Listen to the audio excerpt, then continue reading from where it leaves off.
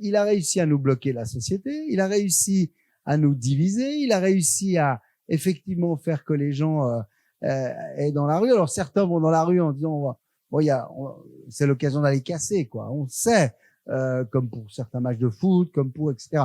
Mais il n'y a pas que ça. Il y a vraiment eu des réactions, alors que vous aviez d'un autre côté des gens qui faisaient marcher leurs imprimantes 3D dans la première vague. Je rentrais le soir à la maison, à mon domicile, et il y avait des gens qui avaient apporté des cornets Migros avec des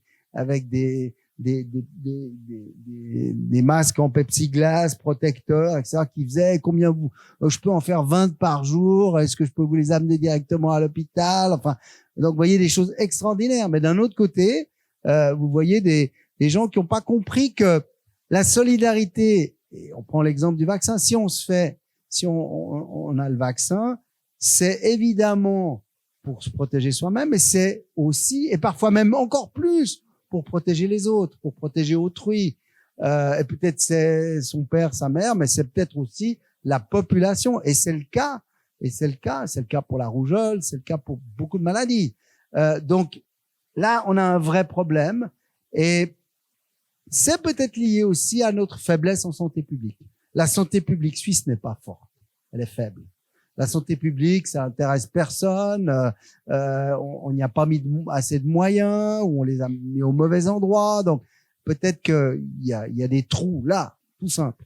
Mais il y a aussi cette nécessaire participation de tous au bien commun. Et ça, c'est un problème. Ça, c'est un vrai problème. Le bien commun, quand on a commencé déjà au mois de juin, ou quand la première fois que je me suis retrouvé sur les ondes radio avec le patron suisse de Moderna, que je disais qu'il faut faire du vaccin un bien commun, que j'expliquais que c'était un modèle différent du modèle habituel, il m'a dit « mais vous savez, nous, on est une petite start-up. » Je lui ai dit « Vous êtes une petite start-up avec 150 essais cliniques en cours et avec votre patron qui, le lendemain, deux jours après, rentrait dans la liste des 100 fortunes mondiales du Forbes. » D'accord? Donc, quand même. Mais, ceci dit, la libéralisation des brevets, la Suisse était contre. D'accord? L'Allemagne était contre. C'est des vrais problèmes de fond.